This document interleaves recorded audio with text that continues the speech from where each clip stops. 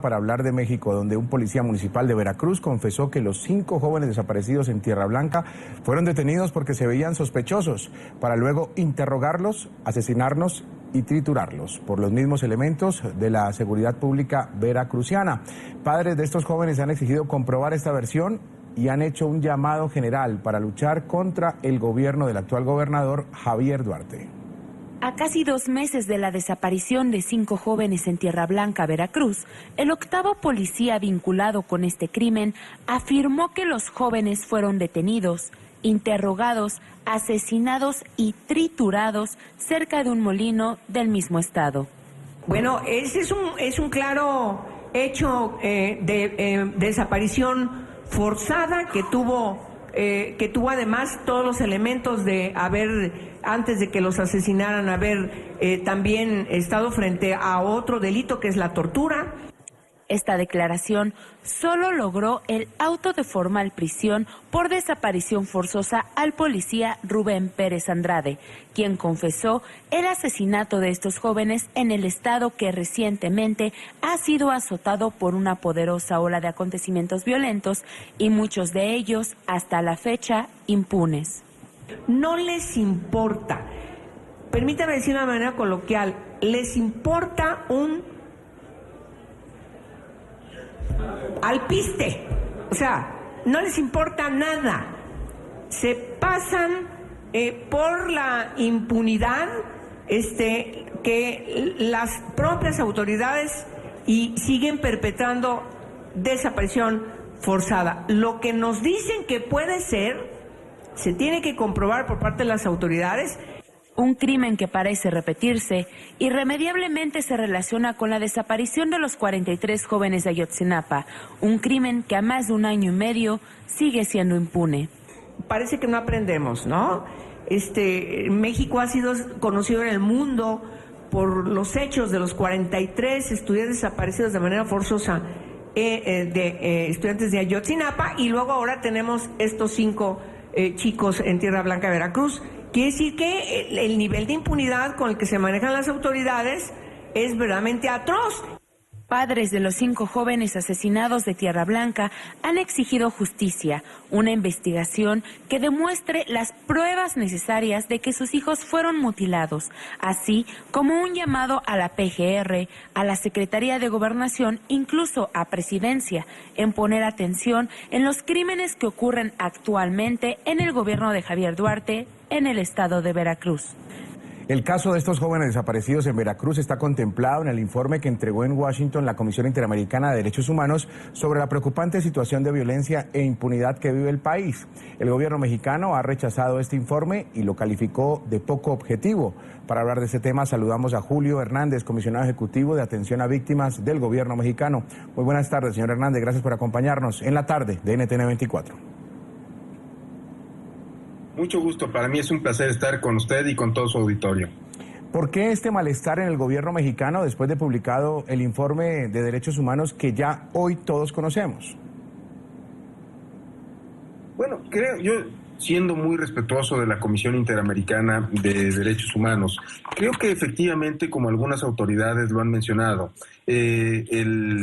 informe que vierte la Comisión Interamericana adolece fundamentalmente de rigor científico y, en todo caso, bueno, pues vierte una serie de opiniones aisladas de casos concretos que analizó de 6 estados solamente de la República, cuando la República Mexicana tiene 32, que circunscriben el problema a una cuestión focalizada y no a una cuestión genérica como tal. Sin embargo, desde la Comisión Ejecutiva de Atención a Víctimas y siguiendo ese mismo orden de respeto hacia la Comisión Interamericana de Derechos Humanos, bueno, pues debemos de resaltar que en muchos de los aspectos que se refieren esencialmente a esta Comisión Ejecutiva de Atención a Víctimas,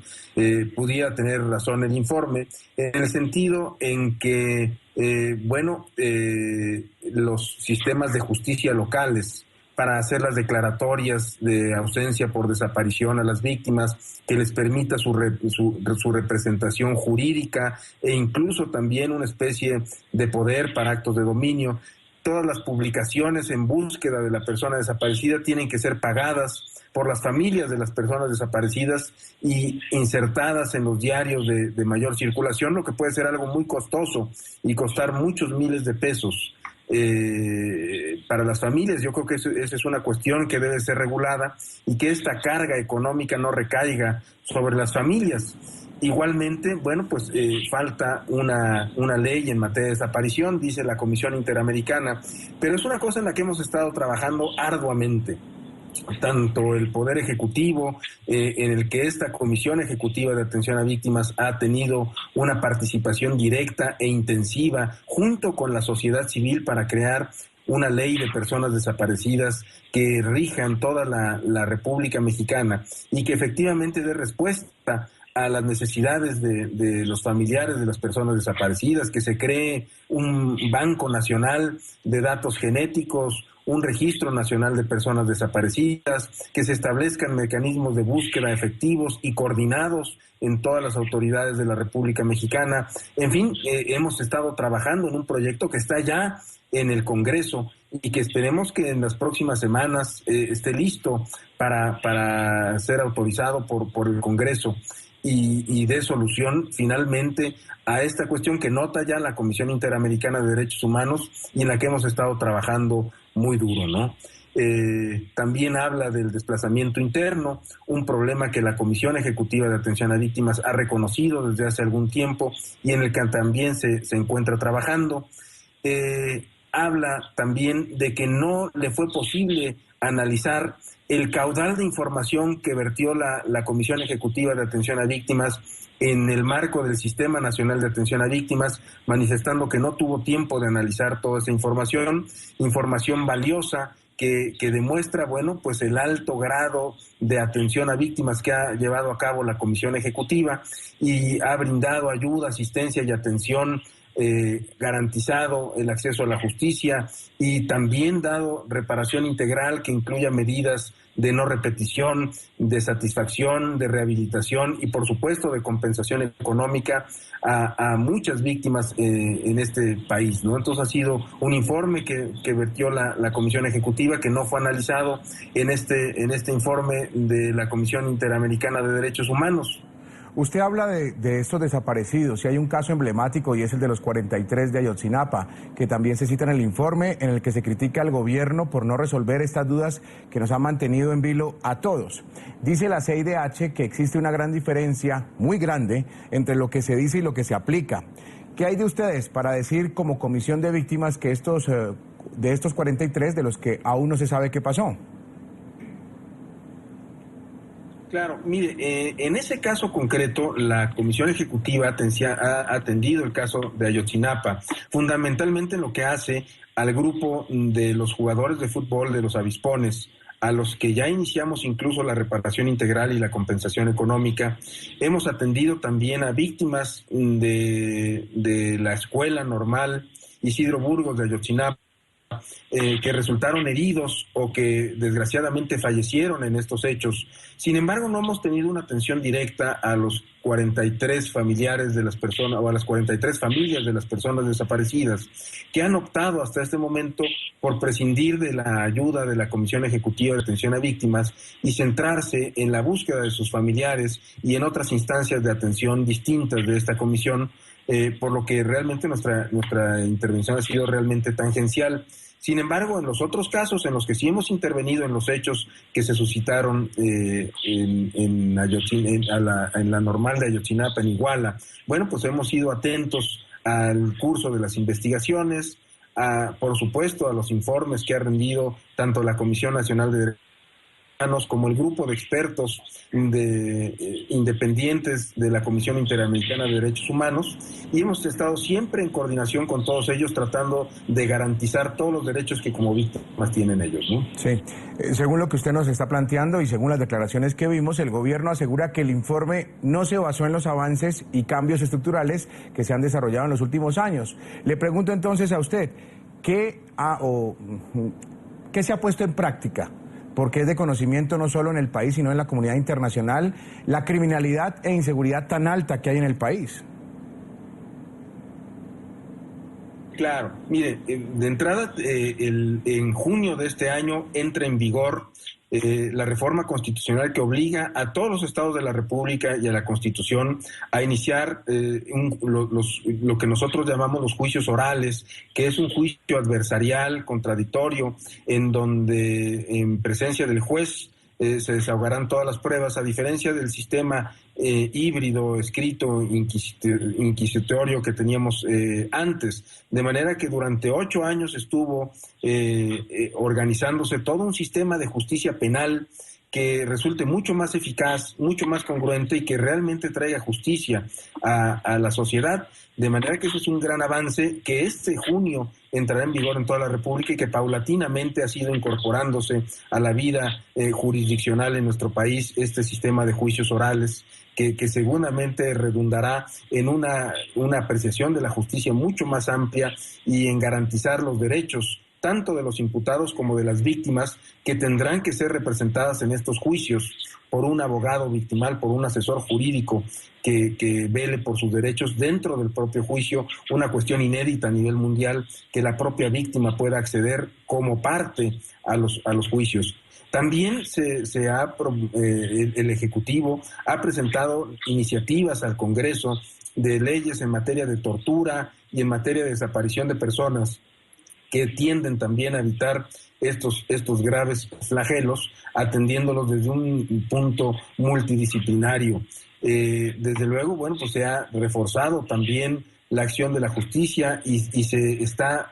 a través del propio Ejecutivo y de los ejecutivos de los estados proponiendo un mando único policial en cada estado de la República, en lugar de tener como hasta ahora más de 1,800 policías en los municipios. Bueno, pues que estas se reduzcan a 32 y que cada estado de la República sea el dueño del mando de la policía estatal, sin que existan policías municipales que estén mal equipadas, mal capacitadas, y cambiar este concepto pues a 32 policías en las mejores condiciones. De manera que estos solamente son algunos de los actos que ha emprendido el gobierno federal y los gobiernos de los estados para mejorar la condición de impunidad, desde luego también abatir la corrupción y crear un marco de derechos humanos a raíz de también la reforma al artículo 1 constitucional, que genera un marco pro persona en donde los derechos humanos se ponen hasta arriba de la pirámide de la importancia del Estado, y la garantía de estos derechos humanos, bueno, pues nos compete a todas las autoridades del país. Sí. Señor Hernández, llama la atención un punto que usted trata, y es la cantidad de policías que existen en una población, porque no hace mucho leímos un estudio en el que el número de agentes policiales no era suficiente o quizás no daba abasto para la cantidad de habitantes en algunos estados, y eso hacía que se incrementaran los niveles de inseguridad. Entonces, señor Hernández, y se lo digo con todo respeto, entramos usted y yo a tener información diferente.